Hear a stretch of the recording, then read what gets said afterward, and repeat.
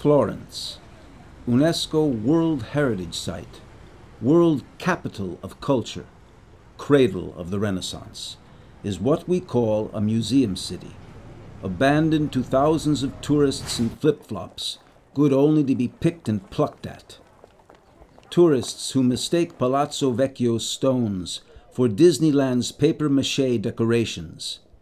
They are right to believe so because in the short-sighted vision of the city's public administrators, the objective to reach is exactly that, a Disneyland in which Florentine citizens should limit themselves to be simple bystanders and not a bothersome, annoying presence requesting services and public expenditures. In Florence, the cultural appreciation of the city's social fabric is totally lacking.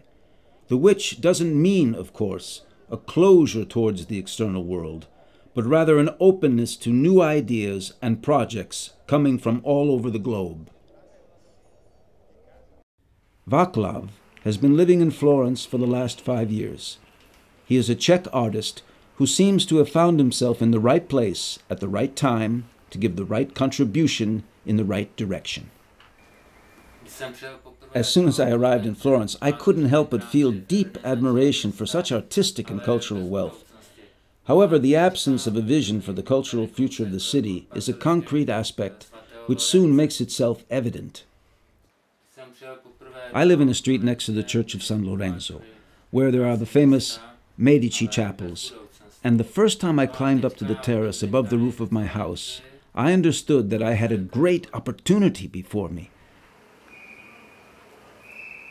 Looking northwest, a large section of the block is a part of the enormous Sant Orsola area, with its enormous walls, bare and deteriorated, in the very historical center of Florence. A shocking sight for the tourist of Disneyland Florence.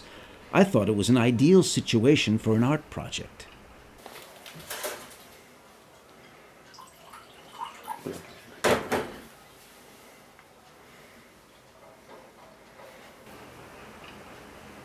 The Sant Orsola monumental complex was founded in 1309 as a nunnery and a satellite of the San Lorenzo Church. It first gave hospitality to Benedictine and then to Franciscan nuns.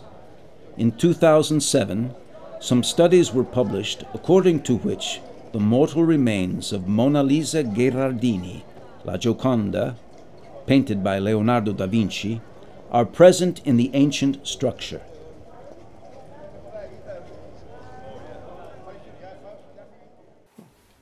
After the Napoleonic suppression of the convent in 1810, the architect Silvestri changed the complex into a tobacco factory.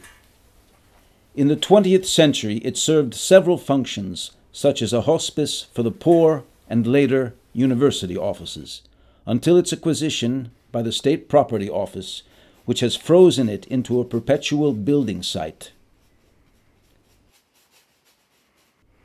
Above the entrance of the convent, there is a stone crest, the iconography of which recalls the Benedictines' exorcists' symbolism, which means, in the name of the Holy Cross, reject the devil, and in the name of the observance of the cross, induce love.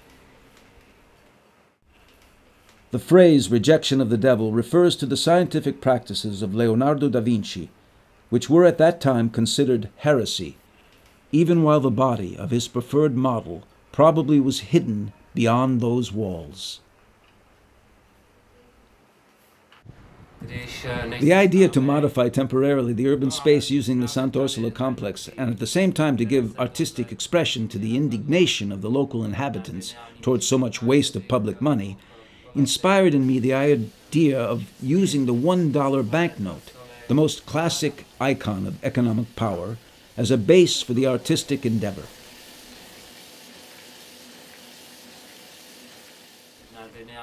To create projects from the bottom up in a city as famous as Florence is not easy. The first part of my project was created on the roof next to my balcony where nobody could see me. I wanted to evaluate people's reaction to this type of provocation. As a next step, I hung on the wall of the ex-convent a coat with dollars overflowing from the pockets. The people's reaction was swift. The whole thing was immediately removed by the local city police. What might have appeared as a bad result was, for me, an excellent one, because it had attracted attention. Later on, in a completely illegal but definitely daring way, working for 3 days with the help of a 7-meter-long ladder, I was able to cover a large portion of the lower part of the wall of the ex-convent. But this was still just an attempt. In my mind, the result should have been different and certainly not achievable only with a ladder and a few fake dollars printed by a friend with a home printer. The purpose was to involve the local government administration. After over 1 year, and with the help of many people who had believed in my vision, I finally managed to create the conditions to realize the project. It was foreseen that the work would have been difficult, as it proved to be, but we completed the project with the precious help of the association Insieme per San Lorenzo. This time, it took us 10 days' work to complete the project, in spite of the organizational efforts. Many problems arose which, even if with a great deal of difficulty, we overcame brilliantly. Our hard work was amply repaid by the interest raised in the bystanders during the realization of the project. The dollars have been attached in such a way as to be able to sway in the wind, and in so doing to create variations of color, the sound of rustling, and shape mutations according to the various hours of the day.